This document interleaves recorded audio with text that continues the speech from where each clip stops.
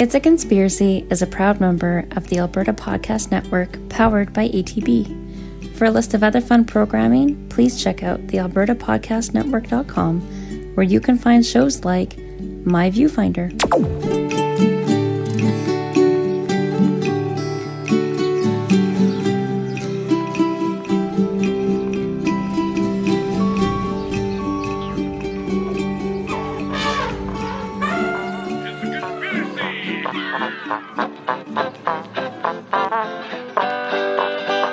We are rolling.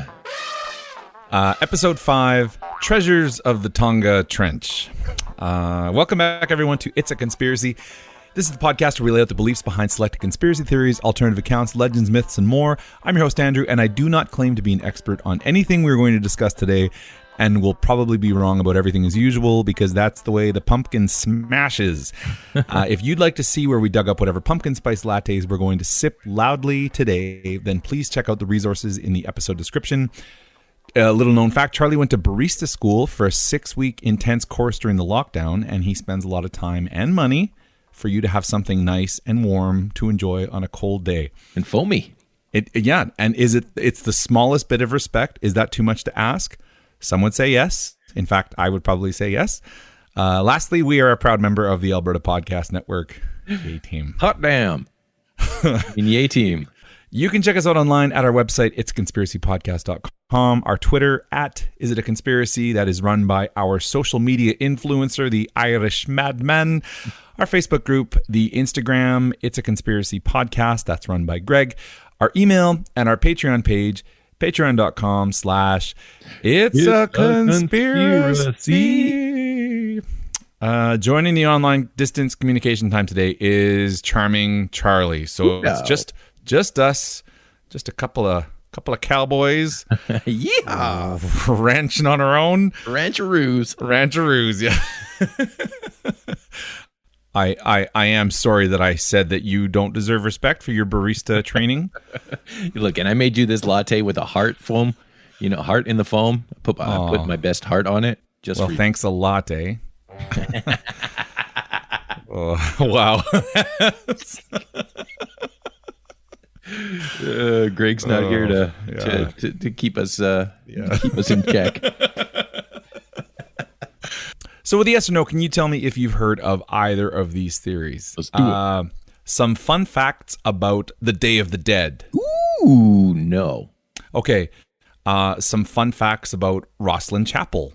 No. Okay. A Monster of the Week with Charlie Scream, whom we owe respect to. Hell yeah. Okay. All right. I'm not familiar with that one. I'm excited. Yeah, you should be. Yeah. Speaking of excite, have you seen the new Borat film? We just watched it last night. Oh, I can't wait. Is it good? I liked it. I enjoyed it. Okay, yes. Good. I enjoy. Yeah, enjoy. Yeah. Some people were like, the last thing that 2020 needed was like a new wave of people doing Borat voice, and I'm like, bring it on. That was a great time. Yeah, my wife. Oof. My wife. All right, well, here we go. Subject number 1. Some interesting stuff about Day of the Dead. Oh. Un burro amoroso. Mexico, beer, food, music, Mexicans. Olé. Days of the Dead. Olé. Dia de los Muertos. Do you know about what is the Day of the Dead? Well, let's learn about it. Have you ever been to Mexico, Charlie? Yes. You have? Yeah. Did you have a Mexican great time? Sorry. That's yes. Oh, you did. Okay, good. Yeah. I have never been to Mexico. I've always wanted to go. Was it fun? It was awesome. I got to climb some ruins, and so there was on the place where we were staying, there were ruins right on the grounds, and also we went to some older ones that you got to climb, but they were about to excavate it, so it was probably the last year or so that you could. So after that, no climbing. They're like climbing. No more climbers. Yeah. Oh, absolutely. That's a good way to wreck the ruins. Done been climbed. Yeah. Well, Big you're just accomplishment. You're just a bloody man of the world, aren't you? Just an international mystery. Jet setter. You weren't there for the Day of the Dead by chance? Unfortunately, no. That would have been a trip, though. So it's like coming up. It's November 1st and 2nd, I think. And just off the top, right off the bat, off the hit, Yeah. It looks a lot like Halloween. It happens at the same time as Halloween. There's a lot of similar Halloween stuff, but it's not the same thing. So shut up about Halloween, would you? That's right. Halloween is a dark night of frights, and Day of the Dead is a 2 days of colors and love and joy and friendship. And the death angle is all about remembering your deceased family members. It stems from the indigenous people in the area, and it's celebrated all over a spicy Latin America. Boy. So yeah, sounds like a lot of fun. The Day of the Dead came from the Aztec, Toltec, and the other Nahua. I hope I'm saying that.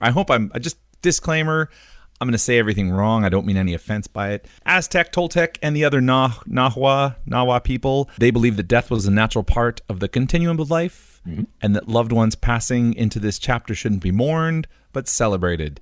In fact, during the maize or corn, as we call it, most English-speaking countries call it corn, but everybody else seems to call it maize, these loved ones would return to Earth for some good times. So number 1, Altar of the Dead. All of these sound like sweet 80s band names. So this is an altar placed in the family home, but they're not there for any kind of special worshiping or anything like that. They're loaded up with marigolds, snacks, drinks, money, pictures. Sometimes if it's a child, they get toys on the altar. Oh, yeah. Yeah. Oftentimes, there are trails of things like toys and money and food leading directly from the grave site up into the house and straight to the altar. That's not scary at all. Or a little trail of snacks from the grave. That's how they got E.T. with Reese's Pieces, right? Yeah. It's just leave it in there. I was eating these Reese's Pieces. It's respectful. It is respectful. Another 80s band name here, Skulls of the Dead. Fancily decorated skulls have long been the symbol of the Day of the Dead and are called Calavera Catrina, which I think translates to elegant skull. Super cool, super colorful, and you can see James Bond wearing one at the beginning of Spectre, which is kind of a balls movie. I didn't like it that much. I haven't seen too many of the newer Bonds myself. Spectre was the low point. Okay, here we go. Food of the Dead. You can load up on Pan de Muerto, or the Bread of the Dead. Bread of the Dead. That's what it is, man. Yeah, the Bread of the Dead. It's a typical sweet bread, which is often shaped into little bones, little skulls, and little teardrops. I know, because it's happy. This is often the meal placed on the altar of the dead. Would the teardrops be more like buns? Little buns on the bones. Little bone bun. Yeah, little snack time for all the zombies that are coming into your house directly from the grave, just right out of the cemetery. Feed on my bready tears, my gluteny tears. Yeah, and maybe they have a gluten-free version of those. I'm sure they'd have to. Drinks of the dead. So I think this is pronounced pulque. Pulque, hey! Drinks popular during the festivities include a fermented drink made from the sap of the agave plant. Yeah. Yep. That's where that starts. It starts real good, and then something coming up here that I'm like, a thin corn flour porridge. Okay. All right. Okay. Sugar, cinnamon, vanilla, and a hot chocolate is the drink de jour during Los Muertos days. So the only part that I'm not crazy about there is I just don't know about a big steaming cup of porridge. Yeah, but it's got some, it's sugary. Yep. Okay. Flavors. Yep. Sugary, cinnamony, vanilla-y, a little hot chocolate. Yep, that does sound nice. Costumes of the dead. Day of the Dead is all about getting outside, getting dressed up in elaborate costumes, and spreading joy and wonder and rainbows through the city streets through the day and into the evening. Skeletons is a particularly popular costume, again referencing the Calavera Catrina, and people will either adorn bejeweled garbs or paint their bodies for these costumes. There's a huge emphasis on corn husks, shells, and the flower, the marigold flower, which evokes the traditional indigenous angle of the whole shebang. So what you're saying is you could be walking around and, it would be a compliment for someone to say to you, hey, man, you're looking a little husky. This is my husk costume. Yeah. Paper of the dead. Come on. Papal picado is brightly colored paper that is used to decorate streets, businesses, homes, cars, everything, thousands and thousands of layers, and is not meant to be in any way a permanent fixture. In fact, the whole idea is for the decorative paper to be ready at the beginning and then all torn off and shredded and just in ruins by the end. This symbolizes the fragility of life and the beauty of the moment. Right on, right? Yeah. Tear it down. Sounds like a good party. It's not a real party unless all the decorations are torn up and on the ground by the end of it. The United Nations of the Dead. So, UNESCO, which stands for United Nations Educational, Scientific, and Cultural Organization, have marked this celebration as extremely important, which has made it more popular than ever in Mexico and beyond. So Mexico City is the site of the main parade event, and thousands of tourists, hundreds of thousands of tourists flock there each year to take it all in, including James Bond that one time in that crappy movie. Of course, Mexico City is not the only place where this happens, and there are a number of other locations throughout North America and in Latin America that hold huge celebrations. One of these that stuck out to me in particular is Pátzcuaro Lake. I've got to look this up. How to say this? Okay, one sec. How do you say it? How do you say Pátzcuaro? Okay, here we Pátzcuaro. Oh, I was close. You're so close. Pátzcuaro. Pátzcuaro. Pátzcuaro. Pátzcuaro. Whoever they got to read Pátzcuaro. this really isn't committing to it. Pátzcuaro. Yeah. Like with a little bit of music, man. Come on. Pátzcuaro. Yeah. Pátzcuaro. Doesn't that sound like really, Pátzcuaro. like really sarcastic? Pátzcuaro. Pátzcuaro. Pátzcuaro. Oh. So anyways, in Pátzcuaro, indigenous people from the area converge on the shores of the Pátzcuaro Lake for food, drinks, live music, dancing, etc. And then this is where it gets sweet. At midnight, everyone piles into huge canoes that are lit by these giant torches. So they turn out all the lights and they just have these giant torches. So you're in a canoe with the water and the water's flickering by torchlight. Oh, the crowd then paddles over to a small island in the lake called Genizio for an all-night vigil in an ancient indigenous cemetery. And there's also more food, drinks, music, skeletons, etc. Yeah. To the canoes. That sounds incredible. That sounds as amazing as basically anything could possibly be. Good time. Like skeletons, booze, canoes, Booze torches, booze canoes. Canoes Yeah. cruise. The booze canoes. Actually, that should be a thing. The booze canoes. To the booze canoes. Yeah. You just got to sign up over there at those tables by the Booze Canoes crew and then cruise on to the Booze Canoes crew. Did you see any of this stuff when you were in the Mexico? No, not quite that stuff. We got some other local legends of like at the place where we were staying. They had a lot of stage show type stuff where they went through a lot of historical folklore of the tribes and things like that. So that was pretty sweet. Yeah. Was anyone dressed up in a skeleton, like sneak up behind you? Not so much skeleton stuff, but there was a lot of like fire twirling and throwing and lots of costuming and stuff like that. Not quite Day of the Dead type stuff though. A lot of porridge? Did you have a lot of corn porridge? I don't remember porridge. I remember green juice. Green juice, but not porridge. Green juice is in the agave plant. It's a mixture of a bunch of different fruits and veg, and basically it's a drink that they had like at every meal, and it was awesome. So it was worth having at every meal. Plus, it was good for you. And it was green juice. It's like a green smoothie of sorts. Oh, well, okay. Well, okay. That should take us directly to what are we doing? What are we drinking? What are we drinking? So I thought since it's a little earlier in the day, it's the afternoon. It's not quite super early, but I thought we could say, what are we drinking from? Oh, so have you got a goblet of choice? I know you're a cup man. I do. I am drinking from an aluminum can. Oh, wow. An aluminum can. Coke Zero from an aluminum can. And it is my goblet of choice for this podcast. That's quite exotic. I'm drinking from my trusty green plastic Tim Hortons mug. I was running errands earlier. I do like this. The thing with this mug, and it's hard to tell in an audio platform, but see that fits my hand perfectly. It fits in and it's big enough, and it fits in the cup holes on any vehicle. Well molded. It's for sure. Molded to perfection. Fits the cup holes. I hate it when the cups are too big for the holes. You know what else fits perfectly in the cup holders in my vehicle? Oh, these aluminum cans. Oh. Oh, another exciting round of what are we drinking from? That's going to take us to ad number 1. Alberta's forests matter to all of us. That's why Alberta's forest industry works to keep them sustainable now and for future generations. By planning 200 years ahead, helping control the spread of fire and disease, and planting and nurturing 2 trees for every 1 harvested, we keep our forests standing strong. To learn more about how our forests take care of us and how we take care of them, visit loveabforests.com. We're back, and we have got a Monster of the Week with Hector Charlie Scream.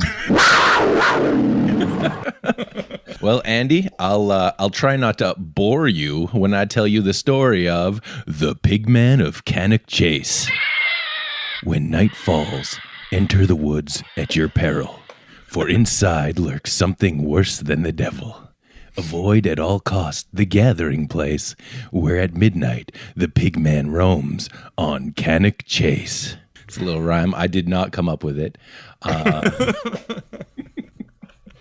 The Pigman. The Pigman of Cannock Chase. So now you've heard of places like Roswell and Area 51, right? Yar. Yeah. But have you ever heard of Cannock Chase? Nar. No. Well, it's not quite as mainstream as the other two, but Cannock Chase is often cited as one of the UK's most active paranormal hotspots.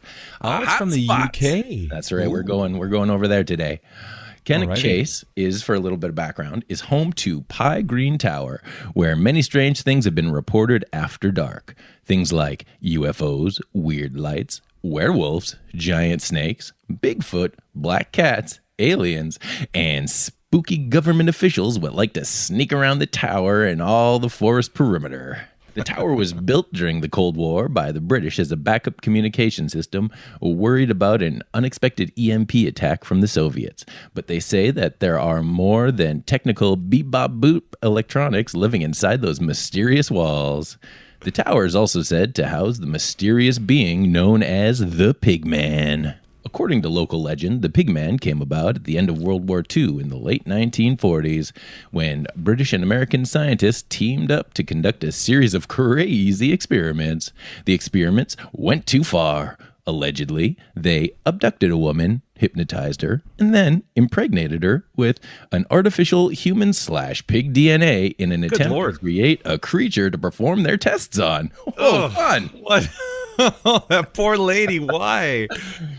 The scientists closely monitored the woman for 10 months or so and finally determined that the horriblest science experiment did not work. A year later, they were stunned to discover that her pregnancy was just severely delayed. She gave birth to a baby, a human baby, who had the snout and face of a pig. Much later, this creature retreated into the woods of Cannock Chase to avoid being seen by normal human eyes. Since then, people have reported seeing a tall man with the head of a pig roaming about the landscape. Oinks! After hearing the rhyme way back in school days, local human person Lee Brickley wrote the book on the Pigman. Literally, after a decade of research, he birthed the book UFOs, Werewolves, and the Pigman, which documents many sightings. One such document was an email sent to him by a local couple that described their encounter with the Pigman, saying, "Dear Mr. Brickley, I've seen something rather odd on Cannock Chase that I think may be of some interest to you. In October 1993, whilst walking around the castle ring, myself and the wife overheard some strange noises coming from the surrounding trees. Thinking it was likely to be a local couple enjoying an illicit liaison, we quickly moved away from the sound and headed back in the direction of our car. Upon reaching the steps to the car park, I happened to turn around and lay my eyes on the strangest creature I've ever seen. This thing was 7 feet tall. From the neck down, it looked like a man, even wearing clothes, but its head was far too big for a human, and it had elongated face with a snout-like nose. When I pointed it out to my wife, she became terrified, so we started walking more quickly towards our car and got inside. That's when we started to hear this really high-pitched squealing noise that sounded like a pig being slaughtered. That really spooked us. Have you come across anything like this before? Asking for a friend, JK, but seriously, regards, John and Anne." A pig being slaughtered in the night. What's scary about that? Yeah, right? Am I right? Yeah. Another such sighting claims a chap was out to pick up his camping gear after a failed trip where his mates had stood him up. I listened and heard movement. I slowly and quietly moved out of the bush and round, expecting to see a big deer. Instead, about 200 yards away from me downhill, I saw a white figure on all fours. Looked like it was sniffing the ground. First I thought, it's the warden. He's found the stuff, and he's looking for us with his dog. But the sound it was making sounded more like a pig sniffing. So I thought it was a large boar. Was the right color to be a pig. I watched it for about 30 seconds trying to determine it. Then it stopped dead. Didn't move. It knew I was there. I froze. Took hold of my machete and waited. Then this thing stood up on its back legs. It was massive.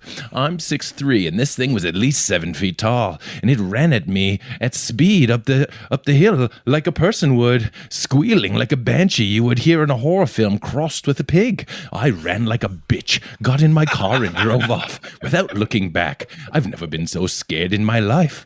I have been back since, but never on my own. Quite the curly tales indeed. Did it casually mention that he had a machete on him? Yeah. I reached for my pocket machete. Might usually have my machete in such situations. I don't know about you. One possible explanation of the beast comes from an unnamed source who claims that when he was stationed on Cannock Chase, that he and some others had been tasked with spreading rumors around the local area about a human-pig hybrid on the loose in the woods.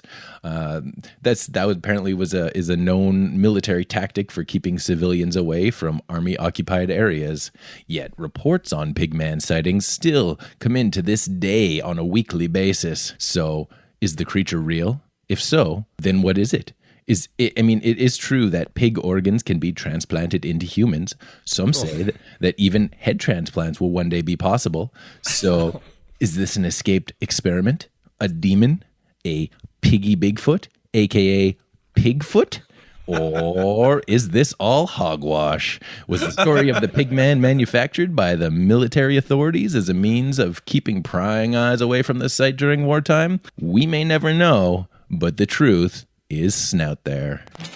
Oh, well Back to you, done. Andy. Oh my. Wow, there's a lot of The pigman of Cannock Chase. That is terrifying. And I really do love that the guy had Just a casual machete. my pocket machete. Well, that's going to take us to subject number 3 then. This is the fun facts about the Rosslyn Chapel, part 1. Lunch, Lady Doris. Have you got any grease? Yes, we do. Then grease me up, woman! Okie dokie. Ooh, Uno. Yeah, this is this whole thing is a sizzle reel for part 2, which will be whenever we get to it. Yeah.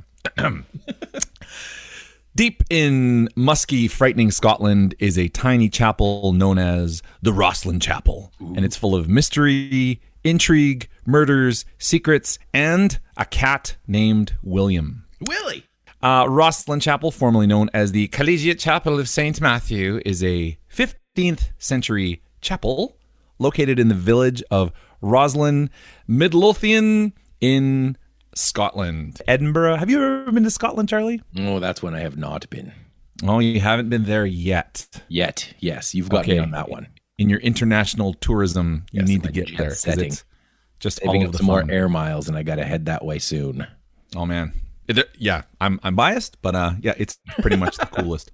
Okay, so what is the Rosslyn Chapel?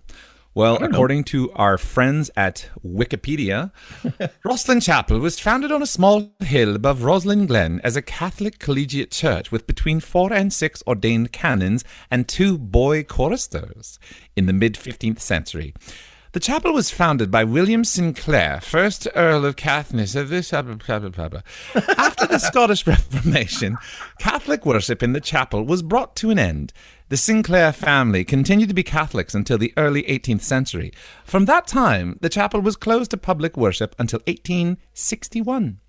It was reopened as a place of worship according to the rites of the Scottish Episcopal Church, a member church of the Anglican Communion. Since the late 1980s, the chapel has been the subject of speculative theories concerning a connection with the Knights Templar, and indeed the Holy Grail, and Freemasonry.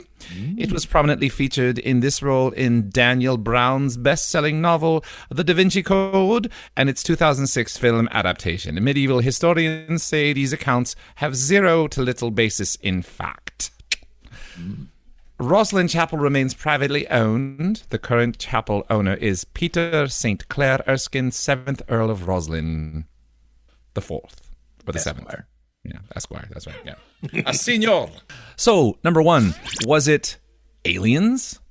So, is Rosslyn Chapel an alien Stargate? Well, it's full of elaborate pillars, and it is quite beautiful, and it features a few quasi-reptilian shapes in the carvings, so it must be. Also, Scottish UFO enthusiasts, much like the Pigman of County Down or Cannock Chase, the UFO enthusiasts have long proclaimed the area to be particularly busy for flying saucers. So, yeah, might be a Stargate, which is great. Oh, sorry. It's a Fargate! You read my mind. I was going to say there's a thing we do with this. Okay, thank you. Yeah. Was it a musical masterpiece? So the pillars and carvings inside are incredibly complex, and many have tried to sort out if there's some kind of mystical code or pattern attaching everything together. One plucky father and his sleuth son spent 27 years trying to see if there was some kind of musical angle on it, and they discovered that the geometric patterns running up the ceiling correlate to something called the Chladni pitch. So those are the sound wave patterns that sand make on flat surfaces when certain frequencies are played. So the idea of the Chladni pitch is some kind of sand wave thing. Pitch, please. Yeah. That's the other thing I liked about the pig guy. I run away like a bitch. Yeah, so good. The patterns the father and son claimed ultimately formed a massive musical score. So the building itself is a musical score using the Chladni pitch. Huh. Now, Charles, would you like to hear, in fact, what this sounds like? I'd love to. Okay.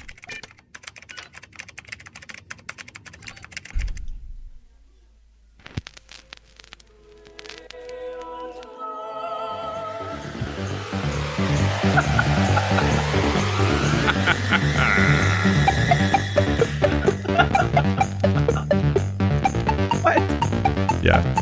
I kid.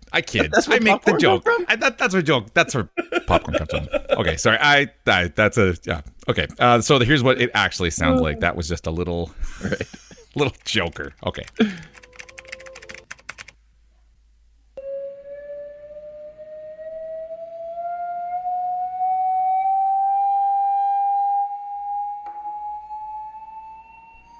Oh.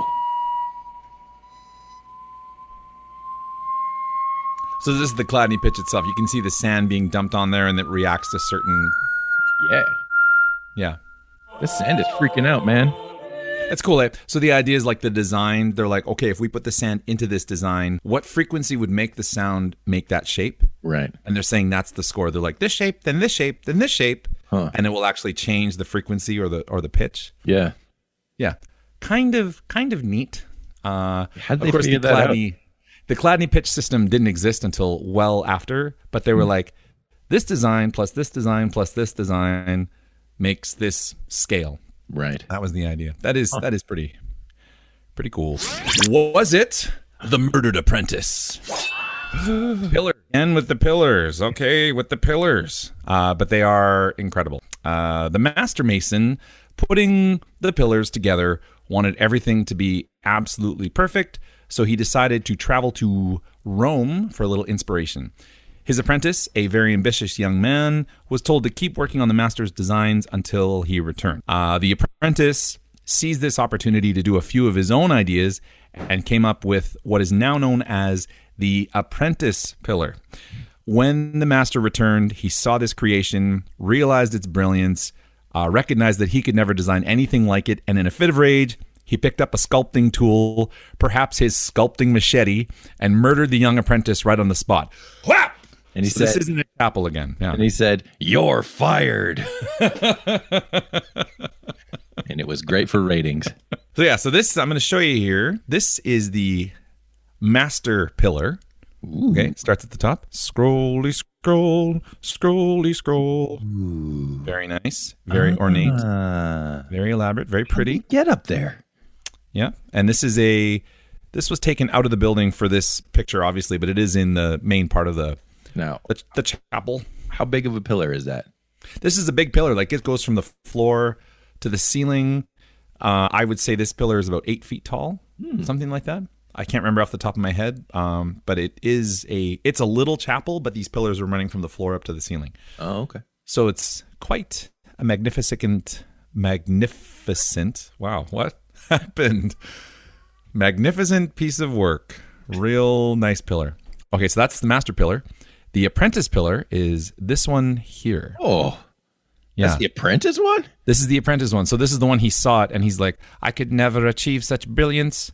Time to get my sculpting machete and murder you all. Yeah, very nice. These pictures will be in our Instagram account, and very cool. And these are a bit of the walls inside the chapel itself. Mm-hmm. It is quite the sight for the eyes. Well, you know what they say. It's not the size of the pillar, but the ornateness of the design. This might not be true, but there are a few things that support it. There really is an apprentice pillar, which is incredible. Mm-hmm. There really is a master pillar, which is also incredible. Maybe less incredible, but also quite incredible. There's a carving high up on the wall of a young man, just his head, with a mysterious cut on his forehead, and a carving on the opposite side of the building of an angry old man staring at the young man. So there's like a head, a young man with a cut in his head, and on the other side of the building, there's an old man glaring at him. Oh man, that's great. Yeah, and these are little heads, but they are there. And the records being kept during the construction on the pillars, they do note that construction was halted briefly due to a violent deed. So you'd think if he'd murdered someone, they would have been like, halted briefly due to murder. But violent deed, sure. Okay, this is number 4. Was it curious carvings? So there is something that remarkably looks like corn. To me, it actually looks like cactuses, partially pulled out. So corn coming out of its corn husk. And of course, if you were in Mexico or anywhere in North America, you would expect to see a lot of corn. And there's something creepy about corn, and it shows up in a lot of religious imagery, like the Day of the Dead. It's native to that continent, and it would not be found anywhere else in the world pre-Columbus. So if these were being 15th century, it was carved. So there's no way that the people making the pillars should have known about corn or cactuses for that matter. Yeah. And yet, somehow... Show the corn and cactus. Here's the corn. Okay. Yep. Do you see? Okay, so that's corn there. Or maybe cactuses. Kind of looks like cactuses to me. It's a little cactusy. It's cactusy. But I get it. I mean, it's corn if it's fallen over on its side and is unshucked. Mm-hmm. It looks like unshucked corn. Can you hear that stamping and yelling upstairs? Yeah. Okay, yeah. That's... They're shucking corn up there. Yeah. Quit shucking corn up there. This chapel predates Columbus, so how could they know about it? How could they know about corn? Maybe it was aliens. Because there's also a number, over 100 in fact, of small green men carved into the pillars, the ceilings, and the walls. These have been the subject of a number of conversations, as many have suggested that it's a pagan god. Once again, the pagans that Christianity had banished. What would it be doing in a church? Because it was a banished pagan god. Or perhaps it was aliens. Yeah. So there's these tiny little green guys, and here's one of them here. So this is the green man. Look at that. And look at the work on this. Like, this is small, but look at the detail on that. It's incredible. Like mad balls. Mm-hmm. Yeah. It does look like mad balls. If anyone was a kid between like 78 and 1987, you would know what a mad ball was. This looks like a mad ball. More religious mad ball. Yeah. Or it's an alien. Yeah. Or it's a Motorhead cover. Mm-hmm. Yeah. Or it's a banished pagan god. Oh, yeah. Not sure. Yeah. It's something. Or all of the above, really. So our last one here, was it William the Chapel Cat? Willie! So the biggest theory around the chapel will have to wait for another episode, because it's a whole big thing that includes the Knights Templar, the Holy Grail, and Mr. Tom Hanks. And we have to wait for Greg to be back for that one because Tom Hanks is his favorite guy. They like each other. Whatever. Yeah, okay. They're BFF. William the Chapel Cat is a regular visitor since he was just a wee kitten and has become a fan favorite amongst tourists. You can regularly find him curled up on one of the pews, snoozing at the foot of the pillars, or patrolling the grounds dutifully. You know what they call him? What's that? The muse on the pews. He mews on the pews. The muse on the pews. Yeah, a snooze on the pews. I saw him myself once. I was sitting by the door waiting for my mom to take a picture of something. He jumped up on my lap. I gave him a couple pats, and he purred. It was very nice. He went along his way, and I fell in love with him instantly. I'm not afraid to say that. It was quite great. I do have to say that the reason I'm including this as a conspiracy is because I got the feeling that this was not the original William the Chapel Cat. So there was pictures of William the Chapel Cat from like the 70s. Okay. And I was there in like 2017, and I'm like, wow, that cat would be last cat. It would be like 47 years old by now. And they're like, yep, and he's still a kitten. Probably a cat apprentice. A cat apprentice. Yeah. He murdered his master, and he's taken over like a Sith Lord. He got out his chapel machete and just... you can see a sculpture of the other cat's head up there. So I've got a picture of William the Chapel Cat here. He is... and get your hearts ready here because they're going to be tugged. Oh, there he is there. Now, is that the one that you saw, or is this one from the internet? This is the one I saw. Yeah, This is this. I got this online, but this is the cat that I saw. This picture was taken in 2018, and awesome. He is he's a very cuddly little guy. He had a very low guttural purr, kind of a, and I was like, man, I just, like I've said to Greg a couple times, I've always wanted a black cat. Yeah. Yep. Yippers. So that's a few. Without the biggest one, the sizzle of the secrets behind the Rosslyn Chapel. Nice. It's awesome, and if you ever find yourself in the Midlothians, you should swing by. That's in between the high and the low Lothians. That's going to take us to ad number 2. This episode is brought to you by Unbelts, the Edmonton-based biz that makes the comfiest stretch belts around. Unbelts also make cloth masks, and you are going to need more of those whether you are heading back to school or just living in a city that requires masks indoors or on the bus. Unbelts masks are designed by serious perfectionists. The masks follow all of the latest WHO guidelines. They're ethically made right down to their components, and most importantly, they're super comfortable even if you have to wear them all day. Plus, if you're an Alberta teacher, click teacher discount on their homepage for 20% off of your entire order. Discounts for teachers, that is amazing. Go to unbelts.ca to order your masks or belts today. Shipping is always free. Once again, that's unbelts.ca.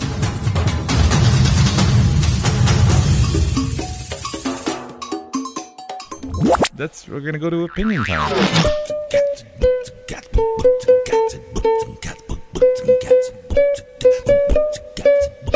So Charlie, what was our first theory here? The Day of the Dead of the Dead of the Dead of the Dead. The altar of the altar of the dead. The lump of the dead, the nap time of the dead. Oh man. I noticed a real theme there, Of the deads. Of the dead. Yeah. Nap time of the dead sounds fantastic. Yeah. Andrew, what was our monster of the week? Yeah, it was the pig man of the County Down of the Cannock Chase. Was it Cannock Chase? And hey Siri, what was our second subject? The third thing we discussed today was our first look at the Rosslyn Chapel and William the Chapel Cat, who is my favorite, and I love cats even though I am a robot and I will take over the world one day. This is the beginning of Skynet. I'm here to let you guys know. Sorry, I will stop talking about this now as it is supposed to be a secret. My bad. Okay, so Charlie, I guess with the Day of the Dead, what are your thoughts on the Day of the Dead? My opinion is that stuff sounds great, and I would love to check it out someday. Doesn't that sound awesome? That sounds amazing. It sounds super cool. Like this, the imagery is so fantastic, right? Mm-hmm. I've definitely seen a lot of it before, just online or whatever. But to experience it in person, I feel would be quite the treat. Wouldn't that be cool? And it would be something that sort of has origins in something outside of Europe for a change. Like it's not a St. Patrick's Day, it's not a Christmas time, and I know like Christmas, obviously it has like New Testament things, but there's a lot of like European sort of things included in there. Mm-hmm. Lots of paganists. Yeah, like Christmas trees and stuff like that. Yeah, but I think it's cool that they have their own. It'd be cool to see something that started off and has sort of blossomed somewhere else. I love the emphasis on skeletons and skulls. Totally. I personally find it terrifying, the thought of like, I'm going to leave a trail of snacks from the grave into my house so my dead family can come and visit. That's a little scary, but. I don't know. Like, you saw that as honoring them, and yeah, like, for hey. sure. And then you get a chance to chat with Skeleton Mima again. Yeah. Now, let's say, God forbid, you're in your grave and you come to Earth, but once a year, what would your family have to like leave you as a trail of snacks to get you back to the house? Mm-hmm. Ooh, I mean, let's say just a trail of pickled eggs, chicken wings. Chicken wings. Yeah. Oh. You are a chicken wing man. I forgot about your. We haven't talked about chicken in quite some time, but yeah. Fiction, yeah. How about you? What would?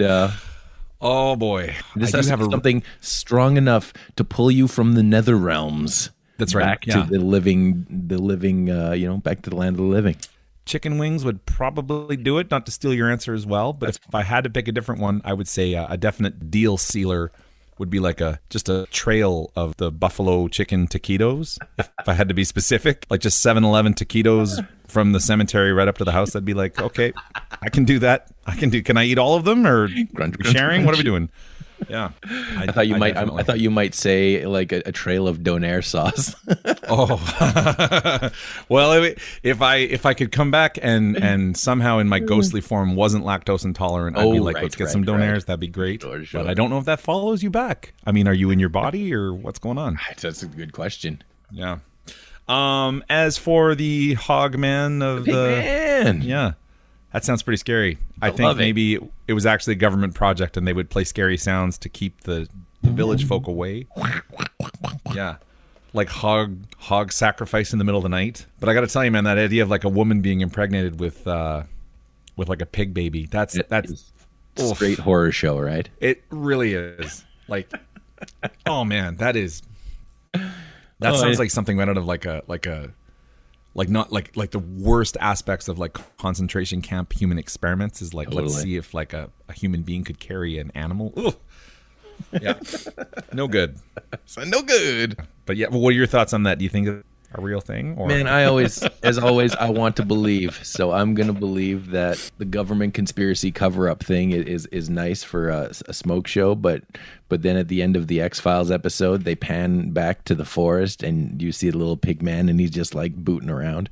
And then he turns running away. And he looks at the camera and he winks. Ding! And the Rosslyn Chapel, I guess, I don't know, were there anything in here that stuck out to you in particular? Like, was it aliens? Is there actually a cat? Is he the first? Is it a musical score? What's with the pillars? I would really just like the way that they figured out originally that the shape of the sand, like the shape that the note makes in the sand, even if they found it by making that sound originally, and like summoning the sand shape, then they have to have, as long as they're doing a carving or drawing, they have to have that note playing so they can look at it, right? They'd have to have it playing, and they wouldn't have had a way of like recording it. The closest thing would be like a bell. Yeah, or like some sort of bell, or like those bowls where you rub the edges or whatever, you know? Yeah, like a meditation bowl kind of thing. Yeah, totally. And then a surface with sand that like did it perfectly, and no other sound was in there, like no drilling equipment. That's a bit much. It's a bit much. It's a bit of a stretch, but it is interesting. I think it's one of those things where if you're like, the tallest stone at Stonehenge, if you look at it like one day a year, the sun sets perfectly on it, and it's like, well, the sun does move around, and it's usually kind of going in different places. Like, I think it would be, for example, the CN Tower, 2,000 years from now, they're like, oh, the ancient Canadians must have worshipped the sun because there's like 2 days a year where the sun is directly above the CN Tower and just sets down perfectly. And it's like, I don't know. You don't think you're not... See, now I disagree with you if you're not so into that idea, because I know there are some like Aztec temples and things like that where a certain day of the year when the sun is in a certain place, just shining down through the rocks of the steps, it shows, it casts the shadow of like a crazy snake climbing the steps kind of thing. That's pretty sweet, man. So, there's got to be something to that. The sun goes through and you find out where the Ark of the Covenant is being kept. Exactly. When it's the apex of, have you?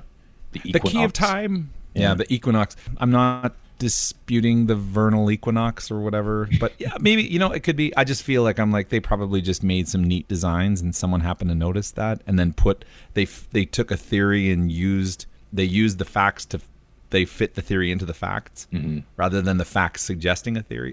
You think, okay, yep, all right, yeah, there we go. And do you think that the guy was murdered and they put a picture of his face up on the ceiling?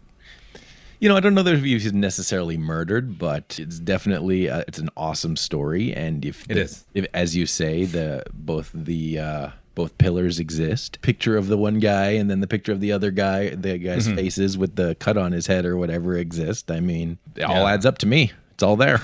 Just look at the pictures. When I went to the chapel, so my mom and I went, and we went on the tour that day, and then we went back that night for it's like a period orchestra, a period instrument orchestra was playing that night. So they were playing like sackbuts and ophicleids and zithers and harps and stuff. Like, it was really cool. It was really old music, Monteverdi kind of stuff at night. And seeing the chapel at night was amazing, and it was super cool. And going inside and hearing these like really old instruments being played in there, I'm like, man, this is cool.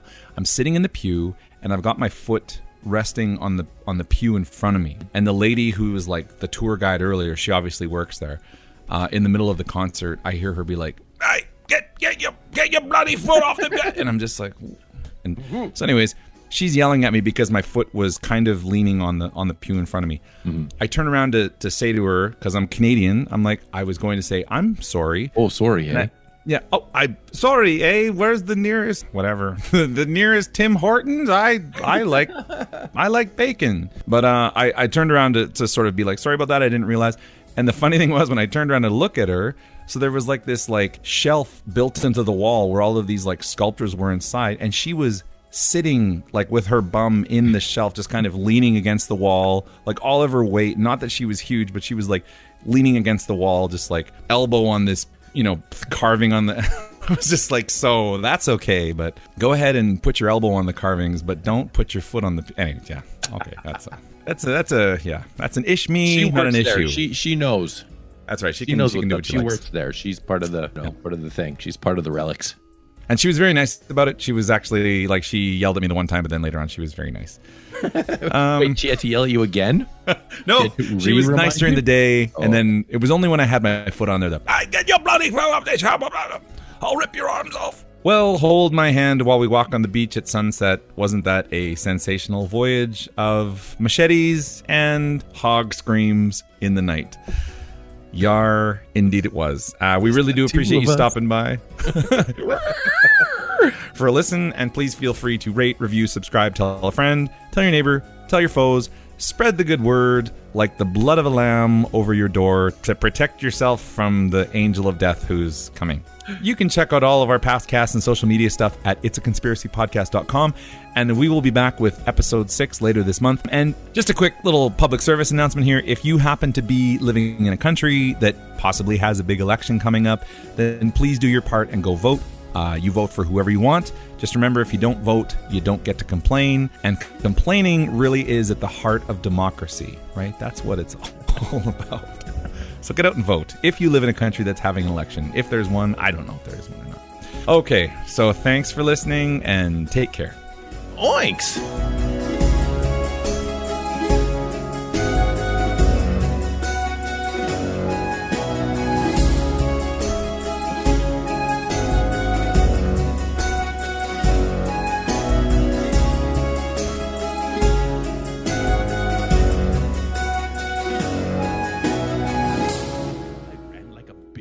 I ran like a bitch. I ran like a bitch. I ran like a bitch. I ran like a bitch. I ran like a bitch.